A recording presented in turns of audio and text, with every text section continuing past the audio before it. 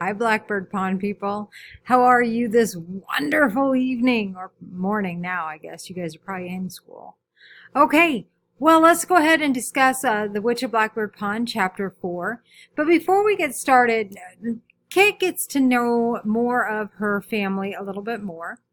And I'd like to know what you thought of that. I mean, if you were in Kit's position, how would you be feeling right now? She's left her family behind, or, well, her grandfather died. She has no family. This is literally all she has. She's come from an entirely new or different culture. I shouldn't say new culture, an entirely different culture to a new world. How would you feel if you were in Kit's shoes? Just discuss that momentarily by yourselves.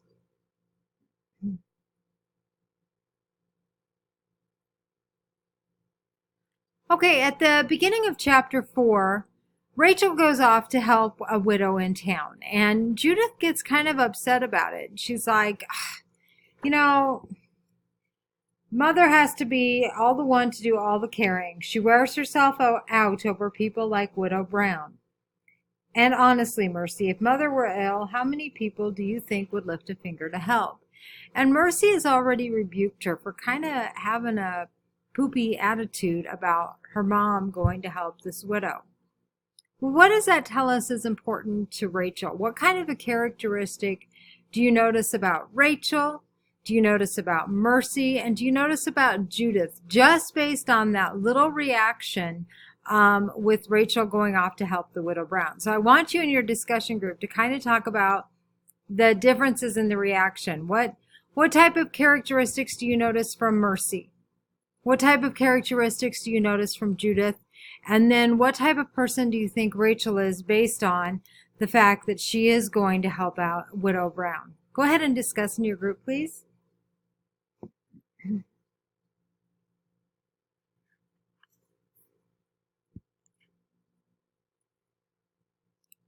All right, then when we look on page 40, they talk a lot about work, and Mercy makes a point to say, Judith makes a point to say, sorry, that there is always work. And when Kit opens up her trunk then, our author makes note that Kit had never known many girls her own age. Her own eagerness rose at the sight of the two eager faces so close to hers. How amazing that a few clothes could cause such excitement. So what is that telling us about Judith and Mercy and Kit? Kit has never known girls her own age. This is the first time she's been able to really hang out with any girls. Do you think that could cause problems down the road? Do you think Kit is seeing that more as a blessing right now? What do you think Kit's feeling? And then why is it that these girls have gotten so excited over these dresses? What is it that they have not had that Kit has had? And could that cause any problems in the future? Discuss those things amongst yourselves, please.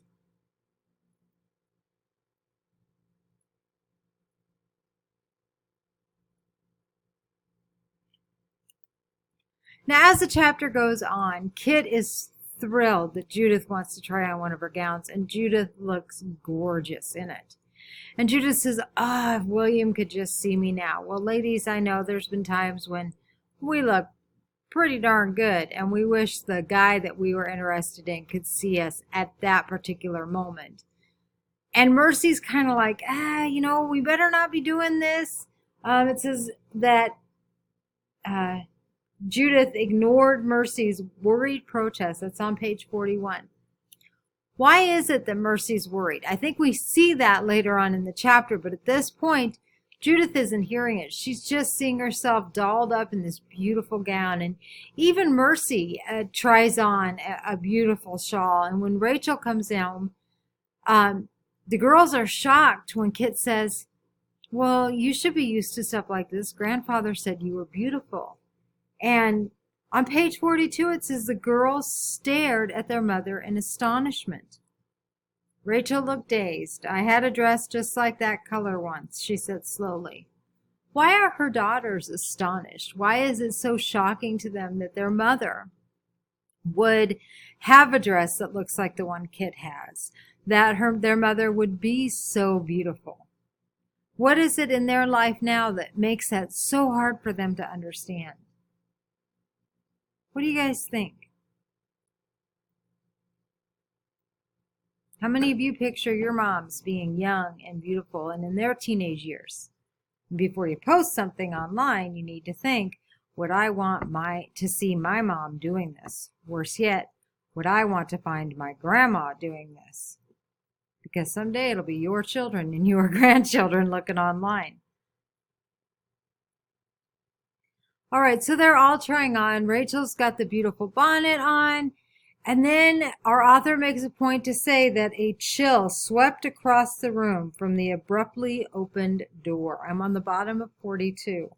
On the threshold stood Matthew Woods, staring from his awful height at the littered room.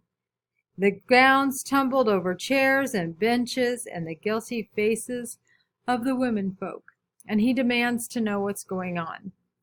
Now he makes it quite a scene in telling the girls to give back their clothes. Give those back. Those are not ours. We don't take charity. And Kit's getting a little bit offended. Well, why doesn't Matthew want the girls to have these clothes? I think there can be a twofold answer here. He makes the point at the bottom of 43 to tell Kit, this will be your home since you have no other. But you will find yourself to our ways and do no more to interrupt the work of the household or to turn the heads of my daughters with your vanity. Now, first off, what is vanity? What do you guys think? When I think of vanity, I think of somebody that kind of thinks all about themselves or looks at themselves, or those appearances are what's important. That appearance, that I always look perfect or I always look good, or it's the clothes or the stuff I have. That's what I think of when I think of vanity. Why would this be offensive to Matthew Wood? Think about the time period in which we are in. Think about the culture in which he lives. Now, again, I ask you to go back. Would you like to be Kit in this situation? How hard would this be for you?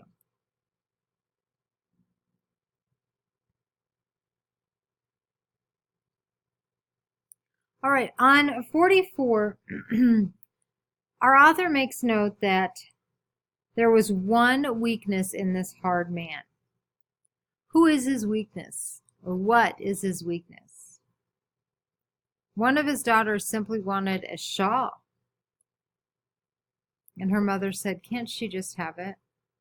Which daughter is his weakness? Why do you think she is his weakness? Why that particular daughter? It's not that she's his favorite. Notice our author doesn't say it's his favorite. He says it's his weakness. Why is Mercy Matthew's weakness? Discuss that, please.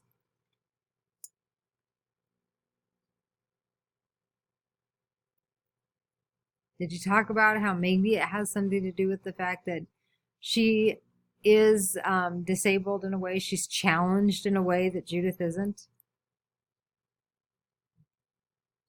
So maybe Dad's going to be a little bit softer on her, maybe not as stern with her because she already has a heck of a life. She's not going to get to participate in the other things that her sister does. So we can look at that and say, well, he's not fair between the two, but is he just? I mean, it would be like if I put $100 bill at the top of a chalkboard and said, okay, the tallest student in the class and the shortest student in the class, you get to stand here, and whichever one can reach that $100 bill gets to keep it. Well, is that fair? It's equal, but is it fair? No, we have to look at everybody's individuality. And I think that's kind of what Matthew does in his own stern way. He looks at Mercy and says, she's not going to get the life that Judith is going to get to have. So maybe I can be a little more lenient on her. And to be honest, she's kind of earned it. I don't know about you, but I don't see Judith always as the nicest person. She can be a little opinionated, and Mercy seems more people-oriented, I guess is what I want to say. All right. Now, after Matthew leaves, the women know that they need to get to work, and they are astonished that all of Kit's clothes are nice. And Kit finally says, well, I can just wear this calico in. And Judith is just appalled. What do you mean, to work in? You're going to get that thing filthy. Well, I guess I can have you doing cards, which is basically pulling the wool, getting it ready to knit and all that stuff. But I can't have you do anything else because you're going to get filthy. Well, is that Kit's fault? She's lived in a different culture, remember? And so she sits with Mercy and she talks a little bit, and we get to know a little bit more about Kit's time in Barbados and what was the prominent driving force that drove her out of Barbados. That's right. If you said the guy 50 years older than her that wanted to marry her, you are 100% correct. Okay, ladies, would you want to marry a man 50 years older than you were? Yeah, he's nice enough, but 50 years older? Think about that. Do the math. You're 17.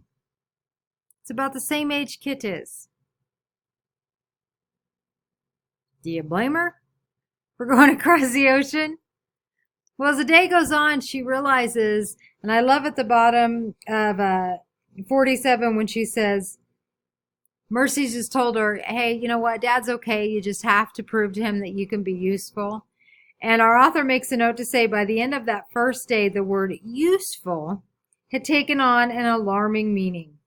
Work in that household never ceased. Now remember, she came from a household where they had a lot of servants, a lot of slaves that did most of her work. She has never had to work this hard. So she's not only learning to work for the first time, all those menial little tasks that we don't think anything of.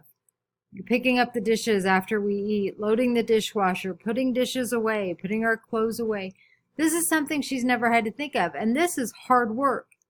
First, she's trying to churn the soap, the lye, and it stings her eyes. And they're like, oh, you're going to ruin our soap. We can't have this. So they give her the job of the corn pudding. And she ruins that too because she thought, surely she's just given me something to do just to be nice. I surely don't need to stir it all of the time. And what happens to that corn pudding? It gets lumpy because she didn't follow directions. So by the end of the evening, Matthew's come in, the women are knitting, and Kit, it's all she can do to keep her eyes open. She is physically exhausted. Her body has never had to work this hard. And so when after he's read from the Bible and after the prayer, which she has to jerk herself up, she goes upstairs, and what do we find? Oh, I have to have clothes out for tomorrow. It's going to start all over again. Woohoo! So she comes downstairs. And what does she overhear between Judith and her aunt? Or her aunt, if that's how you pronounce it. Very good. Judith is complaining. She does not want to have to share a room with this annoying cousin. What does that do to Kit? She's had a pretty emotional, exhausting day. Pretty emotional, exhausting few months. And it says, Kit, too bad that Kit wouldn't have been a boy. Which, why would it matter if Kit was a boy? What difference would that have made? Talk about that for a minute.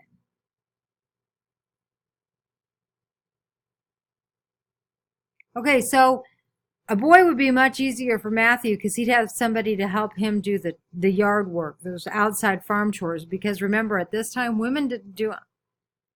But so Kit overhears this and she flees up the stairs and she gets under the covers and she turns away and she says, she lay rigid, fearful that a single sniff might give her away. Well, I want you to talk amongst yourself about why she didn't want Judith to see her cry. What does that tell us about Kit?